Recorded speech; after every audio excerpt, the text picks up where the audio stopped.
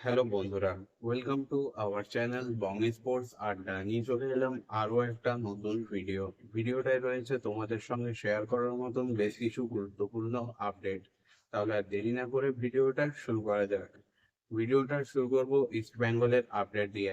আগের ভিডিওতেই জানিয়েছিলাম হেক্টর ইউসে ইস্ট বেঙ্গলে আসছেন, যার অফিসিয়াল অ্যানাউন্সমেন্টও ইস্ট বেঙ্গলের তরফ থেকে চলে এসছে।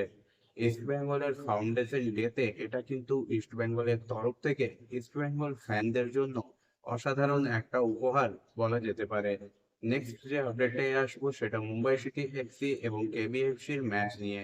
মুম্বাই সিটি এফসি এবং কেবিএফসি ডুরান্ড কাপের ম্যাচে আজকে মুখোমুখি হয়েছিল, যেখানে মুম্বাই সিটি এফসি একটা লজ্জাজনক হারের সম্মুখীন হয়েছে কেবিএফসির কাছে।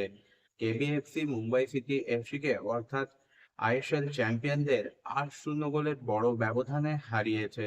কেবিএফসির হয়ে নোয়া সাদোই এবং কোয়েব পাট্রা এই দুজন কিন্তু হ্যাট্রিক করেছেন। তাছাড়াও ঈশান পন্ডিতাও দুটো গোল করেছেন।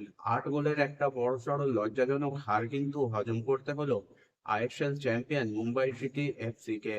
এরপর চলে যাব মোহামেডান স্পোর্টিং ক্লাবের ইনভেস্টর নিয়ে পুরো আপডেটে। মোহামেডান স্পোর্টিং ক্লাবের ইনভেস্টর হিসেবে যোগদান করছে ফ্রাচি স্পোর্টস। এটা তোমাদের আগের ভিডিওতেই জানিয়েছিলাম। ডিল ডান, মানে একদম কথাবার্তা ফাইনাল স্টেজে রয়েছে, শুধুমাত্র অ্যানাউন্সমেন্ট আসা বাকি। পুরো ডিল ডান ধরতে পারো। অর্থাৎ মোহামেডান স্পোর্টিং এবং সাচি গ্রুপ আসন্ন সিজন থেকে আমরা তাদের কম্বিনেশন দেখতে পাবো। বাংকার হিল, সাচি গ্রুপ, মোহামেডান স্পোর্টিং ক্লাব, দুটো বড় ইনভেস্টর নিয়ে কিন্তু এবার ময়দানে ঝাঁপাচ্ছে মোহামেডান স্পোর্টিং ক্লাব।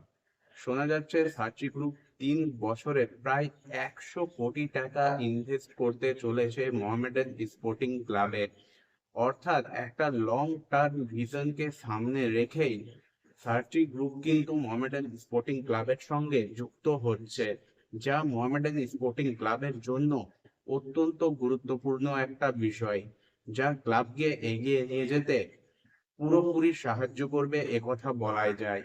এত বড় একটা ইনভেস্টমেন্ট মোহামেডান স্পোর্টিং ক্লাবকে কিন্তু ভারত সেরা ক্লাব গড়ে তুলতে সহায়ক হবে একথা বলা যেতেই পারে।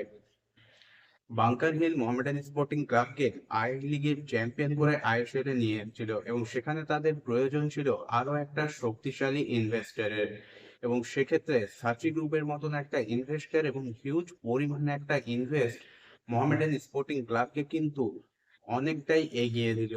মোহামেডান স্পোর্টিং ক্লাব এই ইনভেস্টটাকে নিয়ে কিন্তু নিজেদের ফুটবল ডেভেলপমেন্টকে বড় সড়ো কাজে লাগাতে পারবে, যা ফিউচারে মোহামেডান স্পোর্টিং ক্লাবকে কিন্তু অনেকটাই সহায়তা করবে আরো ভালোভাবে এগিয়ে যেতে। বন্ধুরা, এই ডিলটা সম্পর্কে তোমাদের কি মতামত? মোহামেডান স্পোর্টিং ক্লাব ভারত সেরা ক্লাব হয়ে উঠতে পারবে কি এই ডিলটাকে নিয়ে? অবশ্যই সেটা তোমরা কমেন্ট করে জানিও। দেখা হবে পরের ভিডিওতে। আজকের ভিডিওটা এই পর্যন্তই। ভিডিওটা ভালো লাগলে অবশ্যই লাইক, কমেন্ট এবং শেয়ার করে দিও। চ্যানেলটাকে সাবস্ক্রাইব করে নিও।